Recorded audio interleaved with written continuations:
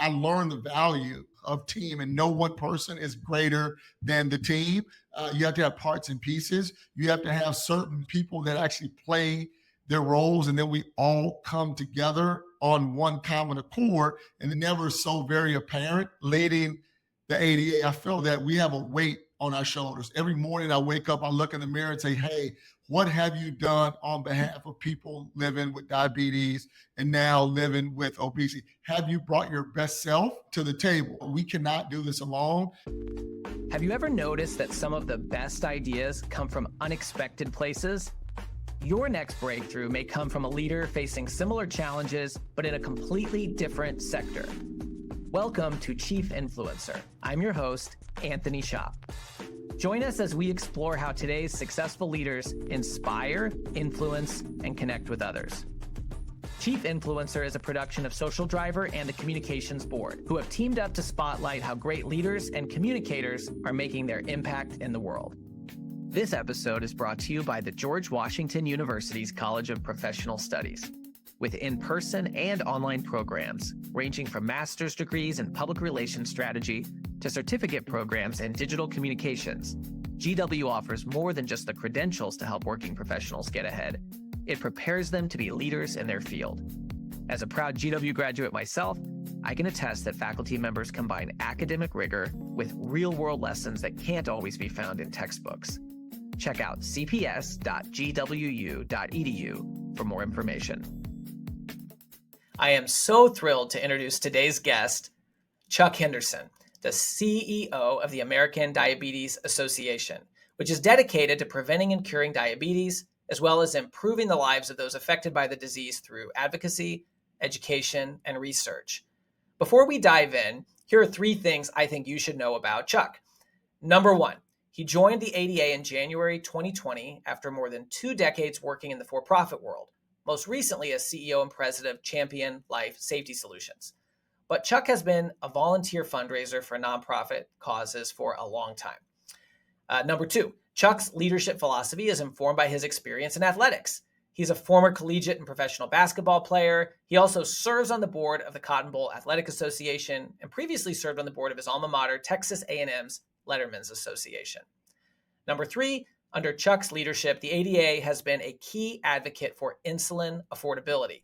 In response to rising insulin prices, the ADA successfully pushed for a national cap on insulin costs, advocating for the $35 monthly cap on out-of-pocket insulin expenses for Medicare beneficiaries, which came into effect through the Inflation Reduction Act of 2022. Chuck, you have been called a health equity champion, an effective patient advocate, a rainmaker, and a team captain, both for your role on the Texas A&M basketball team as well as for your style of leadership. Today, we are thrilled to call you a chief influencer. Welcome. Thank you, Anthony. And again, thank you for having me on your podcast. Huge fan of yours. Very appreciative of the work and your organization that you do as well to help amplify, many organizations such as the American Diabetes Association. So thank you for having me today. Well, thank you. I mean, I have long admired you, and so I'm really excited to get your story out there to other leaders and other folks who are really focused on influence. And, I wanted to just start by asking you, Chuck, as the chief executive officer of the ADA, I know you have to influence a lot of different stakeholders. This has come together as it relates to increasing access to diabetes technologies and treatments. I wonder if you could just talk about what it has been like to work with so many different stakeholders to achieve a common goal like that one. Yeah, thank you, Andy. That's a great question. I often get asked that question, and I have a few different answers, but they all align at the end. But when I think about, what diabetes technologies do, they really arm people living with diabetes to better understand their disease and care for themselves. And this was never more important than it was early in the pandemic when rates of deaths of COVID were so high among those living with diabetes. If I think about a stat, 40% of people that died from COVID had diabetes. And so that's a big deal. And so, from an ADA standpoint, along with our industry partners, medical societies, and other patient groups, we really came together to call on the nation's largest payers, Medicare, Medicaid, to improve the access to life-changing continuous glucose monitoring, or CGMs, that we refer to as an acronym. And so the ADA led studies that show that the elderly, people of color, and those of lower socioeconomic means were the least likely to have access to CGMs. And so, we set a mission out to change that. And so we appeal to the Centers of Medicare and Medicaid Services, or CMS, the VA, the Veterans Administration, and the Department of Defense, just to name a few. We also started lobbying state Medicaid programs. And with that, together, the entire diabetes community, the ecosystem, has made amazing progress in that regard. And so I'm really proud to say today that seniors, veterans, and Medicaid recipients in 34 states have greater access to life-changing devices, which is a huge win, not only for the ADA, but for people living with diabetes. And so the ADA isn't stopping. We, along with our other partners, will absolutely continue to push for greater access to technologies that improves health outcomes, and extend lives. And so, and just a couple more points to piggyback on that question. I do want to point out that the ADA is a member of the National Health Council, and I sit on the NHC's board of directors. And so, what that is, and I really think highly of that organization and their CEO. And so, the ADA shares the NHC's goals of reducing utilization barriers that impair access to technology and treatments for millions of Americans who could benefit from them. The 38.4 million people living with diabetes. And so another important step is that, we can be eliminating or regulating practices that prevent patients from obtaining those technologies or treatment that are prescribed for them. And so why should we make patients jump through hoops to get what their doctors think is the best for them? And so, I know a lot of those practices have a goal of saving money, but they also put patients at risk for developing serious complications that require ER visits and hospitalization. And then when I think about not keeping pace with new tech, especially age, people of color, or low income, is a major, major concern of the ADA. And so we know that these populations lag behind in terms of coverage. And so as a result, these populations have a higher incidence of deadly complications, to be 100% transparent. And so, for instance, people of color are at a much higher risk of having diabetes-related amputation, and that the majority of these are preventable. And so how people are treated, the access they get, is often tied to the age, the color, and their income. And so it's not right. And the ADA is committed to reversing those trends through education, awareness, and advocacy. Chuck, you mentioned National Health Council. I'm a big fan of theirs too, because they're a great organization. We met actually originally through them. And I wonder if you could just tell me a little bit, when I think about the different stakeholders and how that group comes together, and patient advocacy groups, they really find ways to partner. I've been really struck by the tone and the tenor of that, because your organizations that all come together, you could very easily see each other as competitors for share of attention and for funding and for focus, and yet I get a sense of collegiality, and that you all work together toward a common goal. And I think that's a really important thing for folks to hear about when you're trying to influence among a peer group like that. Could you share a little bit, as a board member and somebody who's been involved with the NHC for a while, just what have you seen from that organization and the participants about how they do find common issues to work together on, rather than, taking a different approach? Yeah, well, first it starts with leadership, and I can say that Rhonda Reuter, their CEO, does a phenomenal job of really collaboration, integration, and so they understand what their mission is, and they advocate on behalf of large patient advocacy nonprofits, like the American Diabetes Association, and so they view their role as complementary, but they are also innovative. I mean, I can tell you that, I've actually taken away, and obviously you had mentioned that we met at the National Health Council conference a couple of years ago, and I can tell you that I've taken things that they're doing, that they're implementing in their own org to really kind of spread the word throughout the rest of the patient advocacy, you know,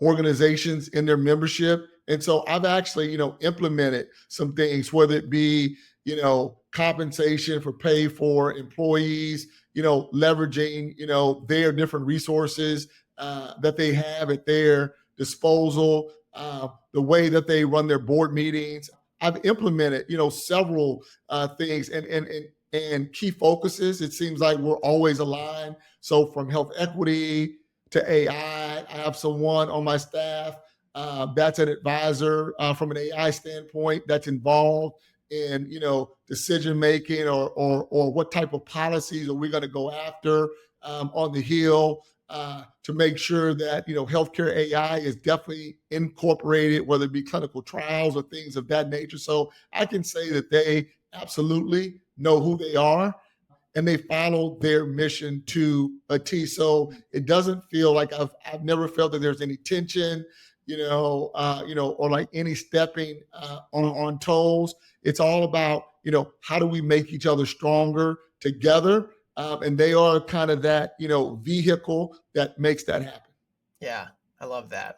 I'd share that. And I think other industry groups could really learn from that example about how they get folks to work together toward a common goal in that way. No. So there are a couple of things about your background, Chuck, that I think make you really fascinating in terms of a nonprofit CEO. One is your experience as a collegiate and professional athlete, and the other is your long tenure in the private sector. So I wonder if you could talk about your leadership philosophy and how it's been influenced by those experiences. Yeah. So, and thank you for that. So, as a former collegiate athlete and a little small taste of professional basketball at 6'2.5", I had to get a real job, Anthony. So, but I can tell you that from a leadership style, that my leadership style has always been very, very inclusive. Obviously, always playing team sports, whether it be baseball, whether it be basketball, and it really takes a village, right? And so, and I learned the value of team, and no one person is greater than the team. You have to have parts and pieces. You have to have certain people that actually play their roles, and then we all come together on one common accord, and it never so very apparent leading the ADA. I feel like, that we have a weight on our shoulders. Every morning I wake up, I look in the mirror and say, hey, what have you done on behalf of people living with diabetes and now living with obesity? Have you brought your best self to the table? And so I'll say that from a team, from a staff standpoint, we cannot do this alone. At the ADA, we have a group of really talented, individuals and employees who are extremely passionate about improving the lives of everyone affected by diabetes. And so many of them at the ADA also have personal connections to diabetes like I do. I lost my uncle and my grandmother to complications of diabetes. My uncle had several amputations. Ultimately, I think on the death certificate, it said, liver cancer, but, he had all those comorbidities that actually led, to his ultimate demise. And so I know that, with my uncle and my grandmother, had they had the access, the awareness, and the tools, I do think it would have extended their lives a little longer. But I mean, I always say that we can't do this alone. And so, we talk about it takes all of us, which is one of our taglines. And so it means that everyone has a role to play in this fight, and it's not all monetary. It's giving time, it's giving talent, or it's giving, obviously resources. And so I do want to say, thank you to our thousands of volunteers. We have a very, very strong group of volunteers and advocates in communities across the country and also across the world that absolutely support the ADA's mission. So, I mean, I'm all in, but it just can't be me. I mean, it takes a village and it takes all of us, which again, I'm very appreciative about being on your Chief Influencer podcast, because we want to be able to scale this out to the masses and really hear about, the wonderful things that we're doing at the ADA. Well, one of the things that, strikes me about seeing you in front of a group and interacting with folks is that you have that sort of player coach vibe where you always talk about teamwork and the importance of working together. And, I when I learned that you were an athlete later, I thought, okay, the pieces sort of fit together here because this seems like a lesson that you learned from being on strong teams and that you've brought. And I think that that's kind of an infectious vibe that people react to really well, whether that's your peers or whether it's, your team or your partners. And maybe you could even just talk about some of the ways that you bring that to your work. It's clearly part of your philosophy, and I'd love for folks to hear some examples that they may even be able to emulate about things you try to do in your role and create as part of the culture of the organization to show up that way. Yeah, first off, Anthony, and I'm very appreciative of that question. I mean, again, it's all about team, but you also have to show up authentic. One of the things that some of my executive team gives me a hard time about is because I give out my personal cell phone number regularly. I give out my work email regularly, right? I'm always on some type of social media on my phone, whether it's on Facebook, whether it's on LinkedIn, whether it's on Instagram, and I'm actually responding to people, right? And some of that outreach I get is not all good, but I don't want to avoid. I just don't want to respond to the good stuff. I've got to also respond to the stuff that, for lack of a better term, controversial, type of things about leadership or about what we're doing, about what we're not doing. But I'm a big believer in, you can't have it both ways. So you can't just take the good with the good and not take the bad or not take the hard stuff with the hard stuff, and I always, and I also talk to my team about when I get asked questions about, okay, well, Chuck, how have you been so successful? And I stop and say, how do you know I've always been so successful? I think I've failed more than I have been successful. And so that kind of goes back to, Michael Jordan. Michael Jordan has a quote where he says, I've missed more shots than I've taken. But you won't know that unless you take the shots, right? Yeah. And so I've had instances where I failed miserably, right? But I also know you gotta put on your pants, tighten your belt a little bit tighter, but you learn from adverse types of situations. And so it also teaches you adversity, how to deal with adversity, how to teaches you resilience, and so when I think about 138 million people, living with pre-diabetes or diabetes, I have to be able to fight for them. And I have to understand, what they are going through. And I have to say, okay, Chuck, you went through this. It may not be the same thing, but I have to almost be in their bodies to understand like what they're going through every day. And then the third thing is that you have to understand everything about your business, Anthony. So I understand the finance, I understand the marketing, I understand the science and healthcare, even though I'm not a medical professional or I'm not a clinician. I understand business. I understand development and raising money because that's where I came from. I understand project management. So those are some different things in the organization. You also have to learn the different levers to pull in the organization. And in order to get credibility and respect in the organization, everybody has to know that you know what you're talking about. So I think that those are like several things that I just try to, emulate and also implement to the org to build credibility and trust. And then lastly, Anthony, as being a CEO and a leader at your firm, you won't please everybody, but I'm going to always be on the right side of right. So as long as I feel like I'm on the right side of right, then I don't let all the other stuff distract me. I love those examples and what you said about, people seeing the success but not the failure. We recently interviewed Terry Zuplat, who was one of President Obama's speechwriters, and he shared a really great story with us that a lot of people say, oh, Obama just must be a naturally gifted speaker and orator. And he shared that actually when he was younger, he wasn't. He was really nervous about it. And he had some really bad failures where he was in front of groups, small groups, and it didn't go well.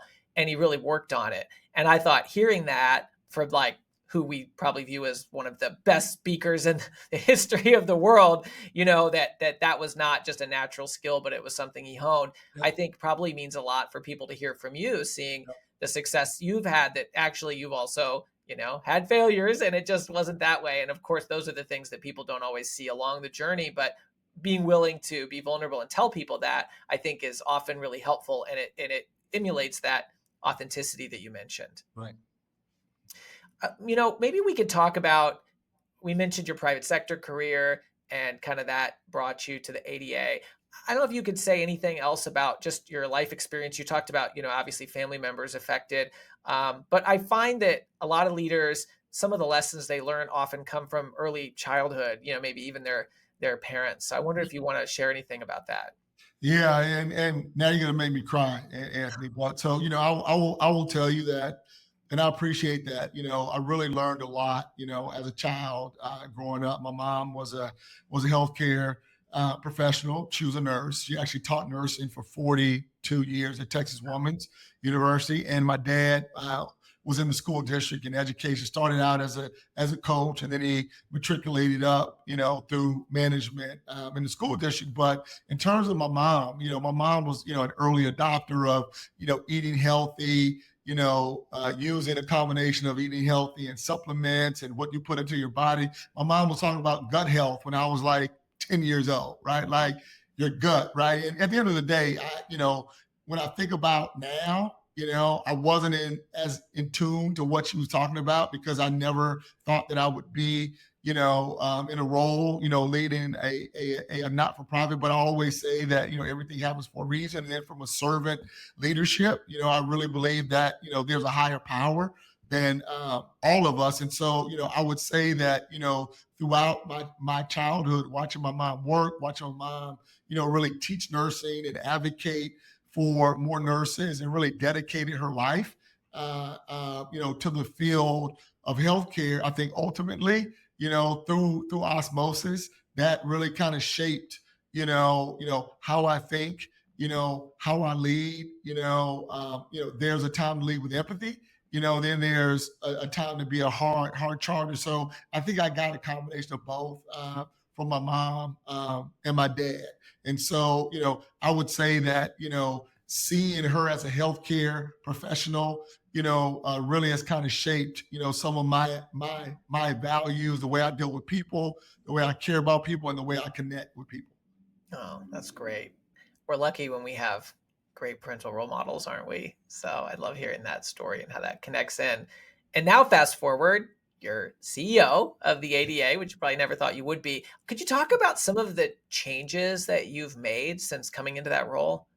Yeah, absolutely. So I would say, and I want to take a step back because when I think about, what I've done as CEO, but, when I started at the ADA in January of 2020 as Chief Development Officer, I reported to, our former CEO, Tracy Brown. And that's who brought me in to the org. And so we were very transactional in nature. And, we've pivoted, to be more transformational in a big way. And so one of the ways that we pivoted is that in terms of health equity, right?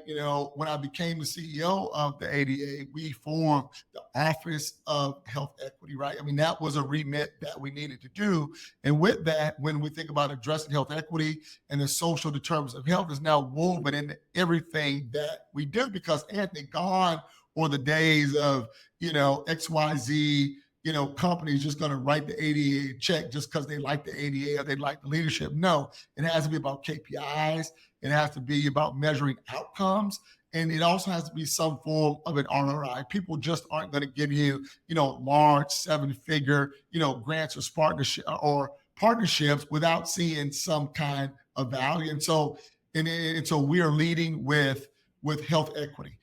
Also, we've increased transparency around our programs, around where the ADA is going and how we're being good stewards of their resources to move our mission forward. And so, again, I'll bring up KPIs, metrics. We have some really good partners that we're doing some community things. So we're in a community in Birmingham with Genentech addressing diabetic retinopathy.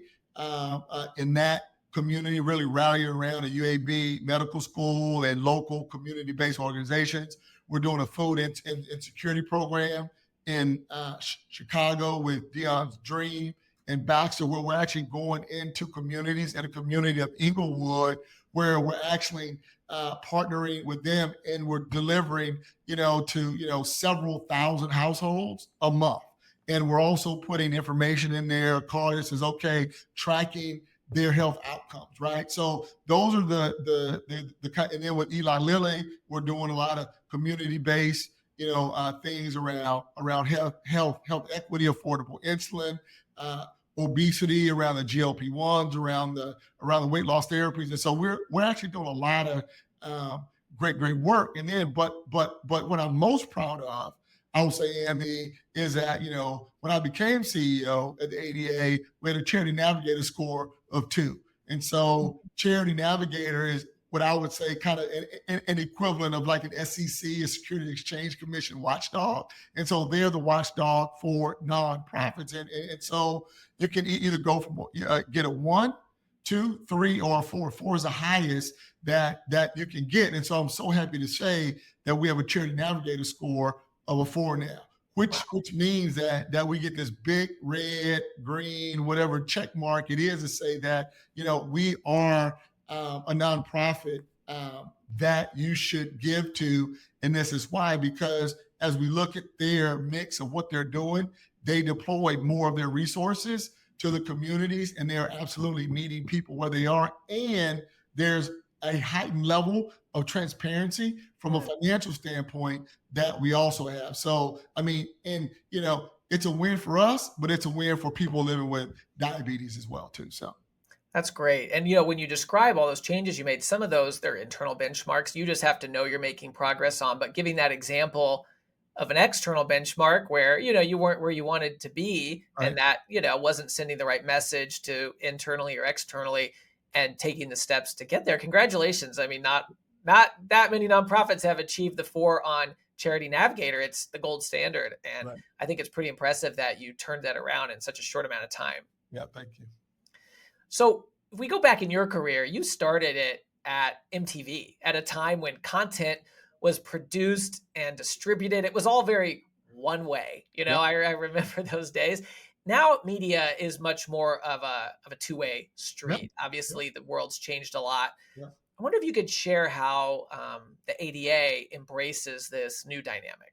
Yeah, so that's another great question. I think, I would say that first you have to listen, right? When I worked at MMTV, I mean, yeah, we were, kind of that, first mover in culture. We had all the cool videos, all the cool content, all the cool, reality shows. But like we were really driving, I would say, kind of forcing that on others. Yeah, it was based on research and dynamics and different things like that. But we were more kind of that 800-pound gorilla, because at the time, there weren't as many devices or technology things at our disposal. Now people are more sophisticated, right? And so when I think about from a diabetes standpoint, we've done a much better job listening to our partners, listening to people that are affected by diabetes, and healthcare professionals to understand what else they need to improve the lives of our stakeholders or people living with diabetes, and living with obesity. I would also say that, our global scientific sessions event, we also have opportunities to really sit down with everyone, from like researchers to physicians to clinicians to universities, just, globally to really understand the landscape of what's really going on. And I'll tell you, this is also, kind of formed, kind of the next wave of our kind of 3 to 5 year strategy. We're in year 3, and we're kind of, we're about to launch what our next kind of 3 to 5 years look like, and we've, surveyed many stakeholders. And not to say that that's, that hasn't been done before, but I don't think it's been done to this level, right? Where we're actually taking in inputs, and we're really studying those inputs, but we're also validating those inputs as well. And then, an example of listening, right? So we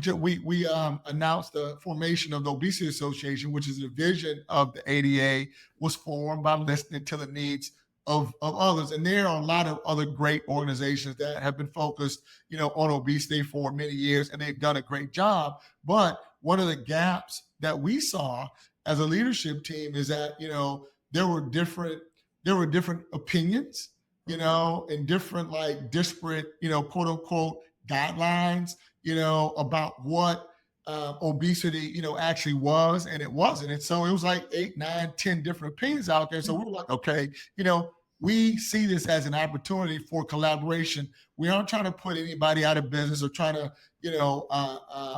say anybody else is not, at the level that the ADA is. But what I do know, and I'm going to say I, is that our standards of care are the holy grail of all things diabetes. And so, when you think about diabetes, and obesity related things, they run parallel, but there are also some similarities when you think about the two. And so, what we're going to do is that we're going to run our diabetes standards of care and our obesity standards of care, and we're going to publish those. And I think we're going to publish them probably by like March or April of 2025. We'll have either 5 pages, ready to go. And so what we want is we've got to get consensus from everybody, from all the organizations, that okay, this is what we're all agree on, because it just helps the situation and it helps inform when people want to understand complications of their chronic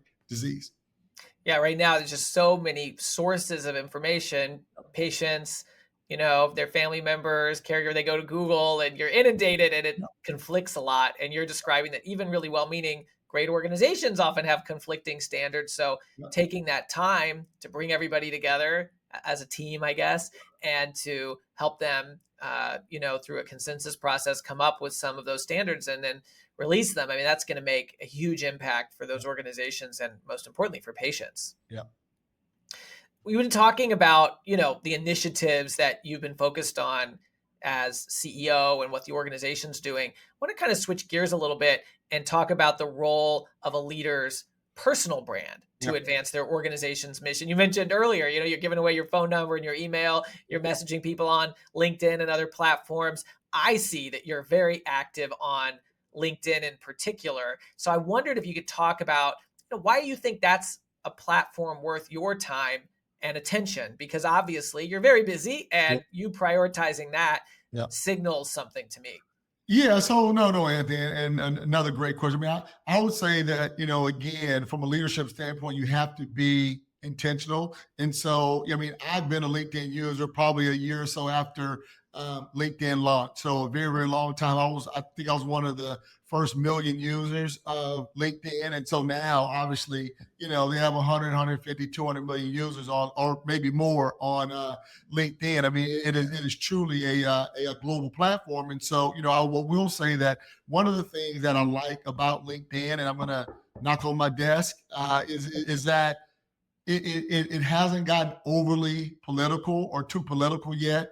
It also hadn't gotten too personal yet. It seems that, you can have a good message. You can have, a good platform still on LinkedIn. Yeah, it was for like, jobs and connecting and updating your resume and your profile and things like that. But it's evolved, to a much, much greater tool that you can scale. And so when I think about, us taking the ADA to, new and greater heights, LinkedIn is that absolute perfect platform.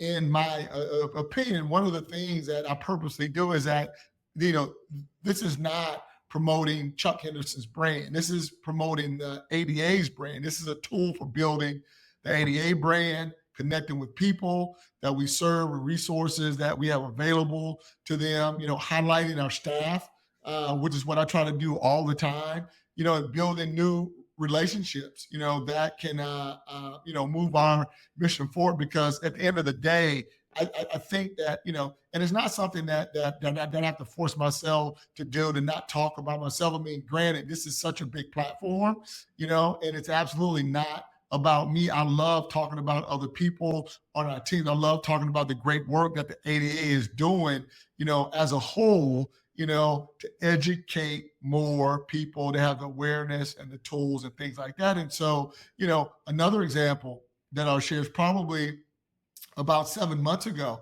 I got outreach from a pharma bio partner. I mean, a big global one, and they reached out to me like, "Hey, Chuck, we love what you guys are doing at the American Diabetes Association.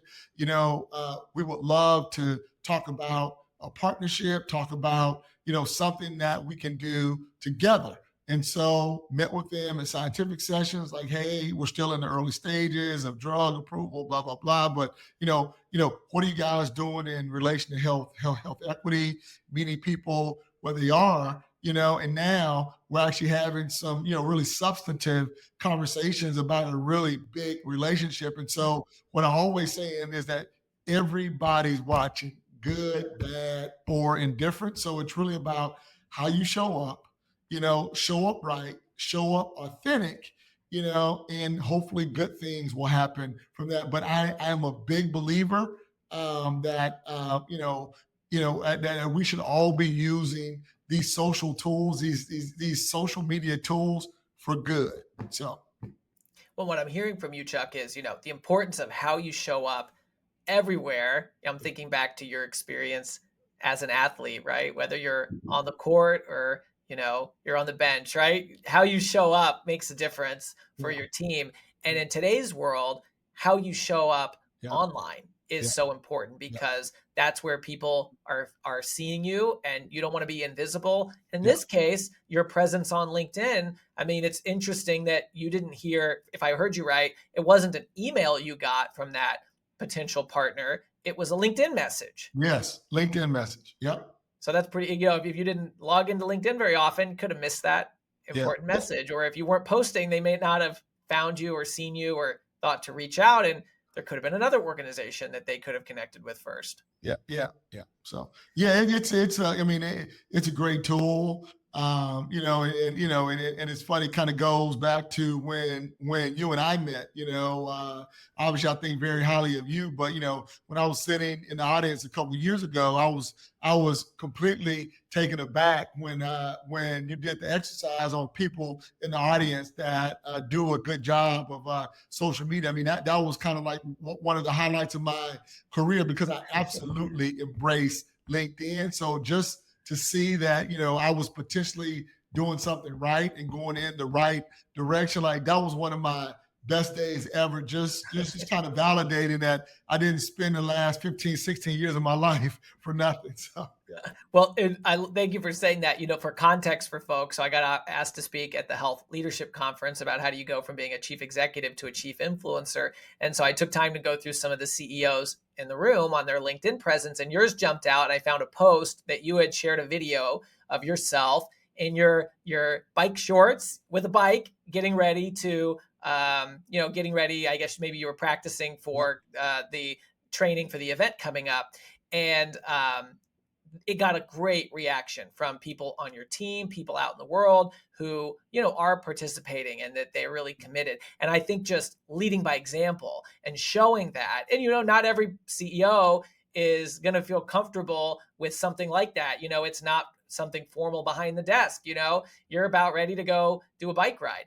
And that really struck me. And again, it wasn't just that I thought it was good. You could see from the number of likes and comments and shares and the reactions that it really resonated with your people, which is what matters most. And I wonder if you could talk a little bit about that.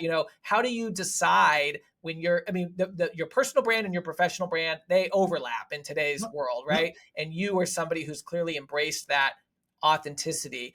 So maybe you could just share a little bit for other CEOs who might be a little timid about this, how you decide how to share things on LinkedIn that do bring in a little bit more of that personal and authentic connection. And you've done that in many other cases as well. Yeah, no, Andy, thanks for that. I mean, I would say, that the lines are definitely blurred, right? Because, you want to come across as being genuine, and authentic. And so while, we as leaders have never been, really able to separate personal and professional because of the heightened sense of social media, whether you're on social media or not, people could take a picture of you somewhere and post it, and then it becomes, a news story. But, I would just say in me, like what you see is what you get in terms of the authenticity. And so, that's how I approach everything I do, as a leader. And so again, it's really important for me to know that, Chuck is being real and genuine. And so when I post, I'm always thoughtful about what I post, but I also try to balance a combination of personal and professional content so that people know who I am and understand, that I'm just not talking, but I walk the walk. And so, in addition to sharing, you know, my leadership philosophy and the great work that the ADA is doing, I post pictures of my family. You may see some volleyball posts of my daughter here and there. As a matter of fact, I was just in Tallahassee from Thursday through a Sunday of last week with one of our former national board members and one of our current national board members. And so we did a combination of both. I had meetings on Florida A&M U's campus, which is an historically a Black college and university, with members of their leadership, and also stayed over for the weekend to immerse myself in HBCU homecomings, which is a big deal for people of color. They, tailgate, there's 30, 40 years of legacy, people that have gone to those universities. There's a football game. It's like a big party. They have events, they have different things. And so, again, it's who I am, as a person. And so, one day I may have on a suit or dressed up like this, and other day I may have on a white t-shirt with some gold chains and some shorts, right? But that's who I am. And so, I just really feel like authentic leadership is more needed than ever before. Absolutely. I love that. Now, you've taken it a step further. You've even invested in LinkedIn training for your team. You want to talk about that? Oh yeah. Well, hey, I mean, you're the man. You're the reason why I chose to do that. But I'll say that it just can't be just me, right? And so what I did was I took an assessment back. I looked at who in the organization was fairly actively social on like social media and different social channels. And so we engaged your firm to do this exercise. And I'll tell you, it went over really, really well. People are still talking about it, and so for leaders, being active and authentic on LinkedIn can help bring a personal touch, but we have to further elevate the brand. And so identifying some early key stakeholders in the ADA, that so that we can continue to further our presence. And I'll say that, the training, demonstrated increased confidence for me that it was the right thing to do. Now, hopefully we'll, re-engage you all's firm, because what I want to do is try and figure out how we take that to the next level, not only with the people that we train, but using them as ambassadors to hopefully encourage others in the organization to hourly talk about their experiences at the ADA and what we're doing on behalf of people living with diabetes and obesity, but what we're also doing, from a culture standpoint, to actually change the culture, make the culture what we want it to be. So, yeah. Well, thanks for sharing that and saying that. And we don't always talk about, the social driver projects on this, but I wanted to bring it up because I think it says a lot that you as the leader saw the potential of scaling that impact from just your own personal brand to the personal brands of dozens of other members of your team who can reach different people in different ways, and that working together as a team, one of our themes, I think, here that keeps coming up, makes a bigger impact. So thanks for those words on that. I know you have a really ambitious growth agenda for the ADA, and I wonder if you could share a little bit about that. But also, we know in general in life, people don't always love change. So I wondered if you could also talk about how you're getting the people around you on board with the future that you see as CEO. Yeah, so I would say that, first and foremost, we have some ambitious growth goals, but at the end of the day, we just stay focused on the mission, and that is to prevent, treat, and ultimately find a cure for diabetes. We know that nearly 1 in 2 Americans is living with diabetes or pre-diabetes, and then every 26 seconds, someone in the U.S. is diagnosed with diabetes. So our mission again, to prevent and cure diabetes and to improve the lives of people affected by diabetes has never been more urgent domestically and globally. And so to continue to advance the mission, it takes resources to further education and research, which is why it's important that we all have to have a growth mindset so that we can end these chronic diseases once and for all. And so when I think about who's rallying around us, Anthony, I think about our employees, I think about our board of directors who are all passionate about this mission. So everybody is on board with the need to grow our position to accelerate our work.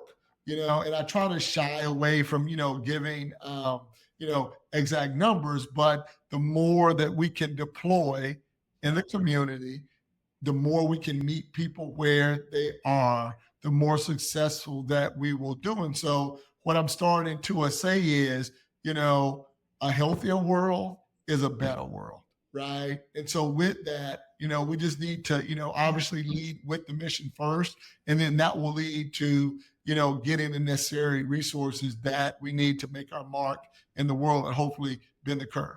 Yeah, kind of what I'm hearing there is, there's that overall message that you have to keep everybody aligned because everybody's working on different stuff. And that's a really important part of getting folks on board with, growth agenda. And then obviously you're breaking it down differently for different people. Something that I think is kind of unique about the ADA, maybe compared to some of its peers, although this is increasingly popular in today's world, is that, you're a fully remote organization now in essence. Yeah. And I wondered if you could share some of the lessons you've learned about keeping your team engaged and building a strong culture that really all organizations could learn from, but particularly with so many people working remotely, some of the things that you've done to help build and maintain a strong culture. Yeah, and I'll tell you, look, I mean, I'm not unlike any other leader. I would, Anthony, and this is my own personal, so I'm going to say I would prefer, that we have a lot of physical spaces across the U.S., but we made the decision actually before COVID hit, even before we knew COVID was a thing.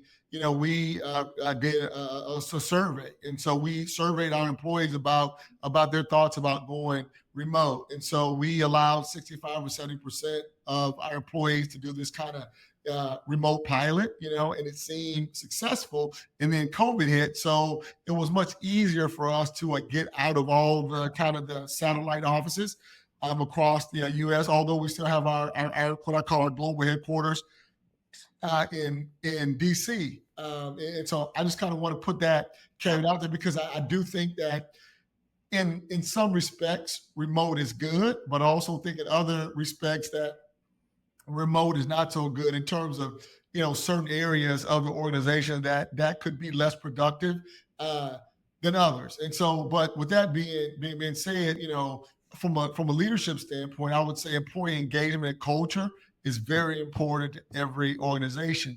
And so, when you're fully remote, it's an area that you even need to be more intentional about. And so, at the ADA, I feel like we have a tremendous talented team that's all passionate about our mission. Again, many are affected by diabetes in some way, form, or fashion. And so that also gives us a great foundation for engagement and culture. But specifically to your question about the specific things that we've done to keep, our employees and staff engaged, we have monthly town halls, which we call an assembly. And so during that assembly, I have an opportunity and then the leadership team to share strategic highlights and wins. And we feature a theme that helps connect everyone to the work that we're doing to advance the ADA's mission. We have biweekly newsletters. We have an annual employee engagement survey.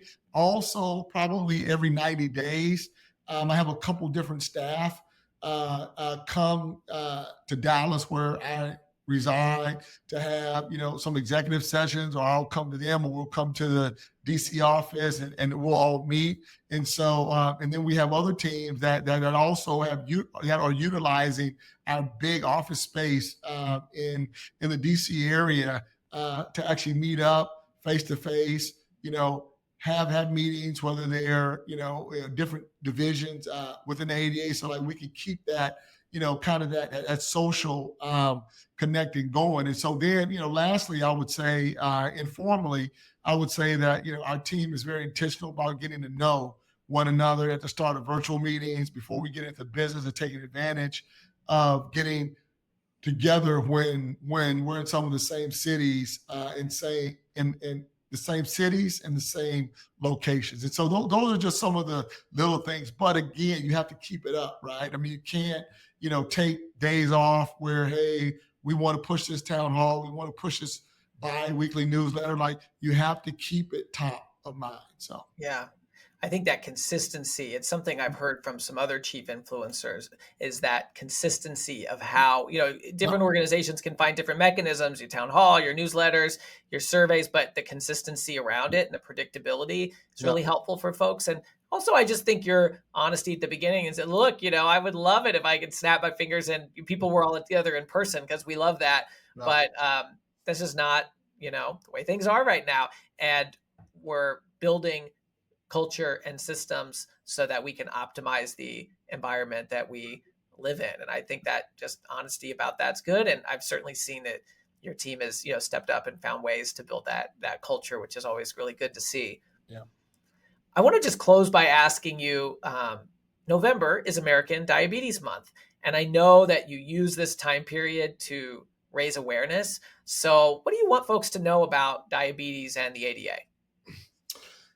Look, I mean, November, to your point, American Diabetes Month, it is a big month for the ADA, but I can't overemphasize enough that diabetes is an absolute epidemic. 136 million Americans living with diabetes or pre-diabetes. When I started at the ADA, I think in January 2020, there were 124 million people living with pre-diabetes. Now it's 136, right? So clearly, you know, we are not doing something right, and we got to figure out how we meet more people where they are in the community, look them in the face and say, do you understand, what are the scenarios, if you don't, see your doctor, if you aren't honest with your doctor, if you don't go and get your A1C1 check, right? So like those are the things that, we have to be, even more intentional about. I mean, we know people that are struggling to afford their insulin.